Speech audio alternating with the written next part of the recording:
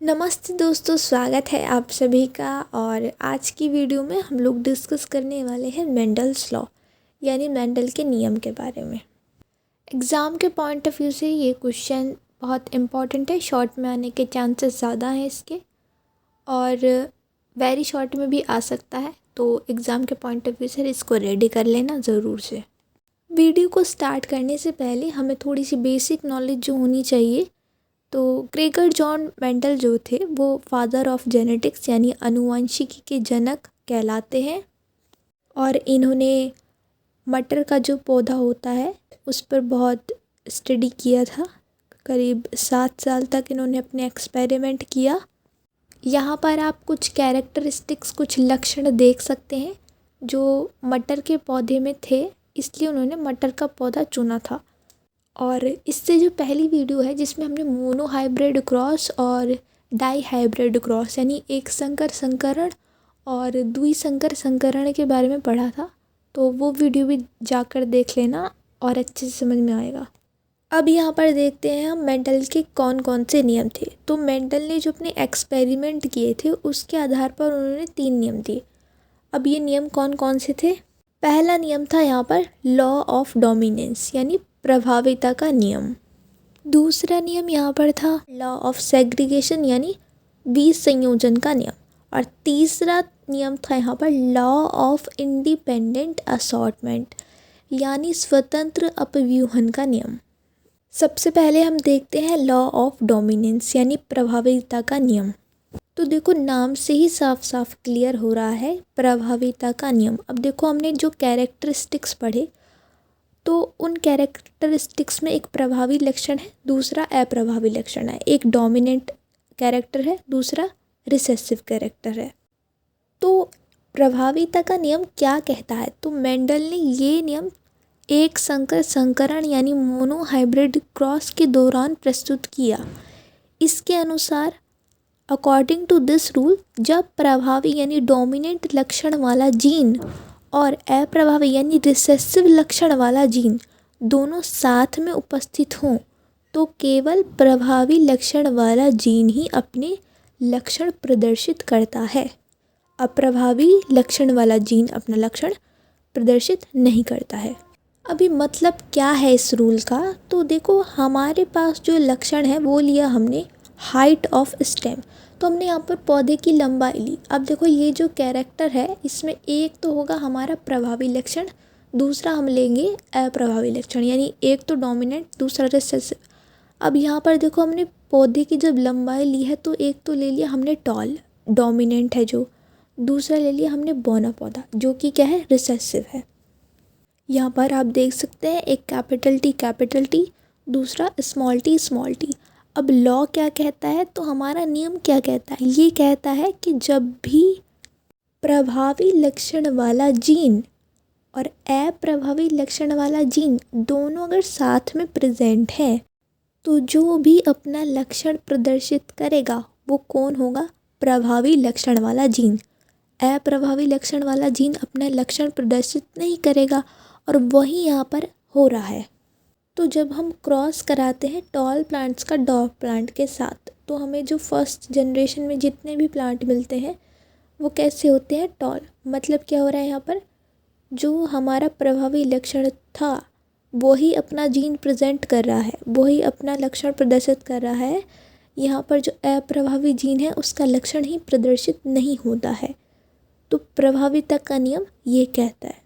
तो यहाँ पर आप लिख सकते हैं, जब हम एक टॉल प्लांट का क्रॉस एक डॉर्फ प्लांट के साथ कराते हैं तो F1 जनरेशन में हमें कैपिटल टी स्मॉल टी प्राप्त होता है। मतलब कि केवल कैपिटल ही प्रभावी होता है और सभी प्लांट्स कैसे बन जाते हैं? टॉल। दूसरा नियम है हमारा बीज संयोजन यानी लॉ ऑफ सेग्रीगेशन। इसमें क्या होता है? तो इस नियम के अनुसार कारक युग्मक बनते समय आधे आधे अलग होकर गैमेट्स में चले जाते हैं। मेंडल ने ये नियम मोनो हाइब्रिड क्रॉस के दौरान प्रस्तुत किया। तो जब हम F1 जनरेशन को कैपिटल टी स्मॉल टी के साथ क्रॉस कराते हैं, मतलब जब हम टॉल प्लांट्स का डॉर्फ प्लांट के साथ क्रॉस कराते हैं तो हमें टॉल प्लांट मिलते हैं, लेकिन जब F1 जनरेशन के प्लांट्स में कैपिटल टी स्मॉल टी का आपस में क्रॉस कराते हैं, तब हमें 3 plants capital T small T यानी टॉल और 1 प्लांट स्मॉल टी डॉफ दिखाई देता है। तो यहाँ पर जो हमारा कैरेक्टर होता है वो पौधे की लंबाई होती है। यहाँ पर हमने टॉल प्लांट्स का डॉफ प्लांट के साथ जब क्रॉस कराया तो हमारी जो F1 जनरेशन में हमें प्लांट्स मिले वो कैसे थे, लंबे, यानी कि सारे हमें टॉल प्लांट्स मिले। ठीक है, अब F1 जनरेशन में जब हमने सेल्फ पॉलिनेशन होने दिया, मतलब हमने जब कैपिटल टी स्मॉल टी और कैपिटल टी स्मॉल टी का जब आपस में क्रॉस कराया, जो कि हमारे F1 जनरेशन के प्लांट थे, तो क्रॉस कराने के बाद जो हमें प्लांट मिलते हैं हमारी F2 जनरेशन में, वो इस रेशो में मिलते हैं। ठीक है, 3:1 रेशो में हमें प्लांट्स मिलते हैं।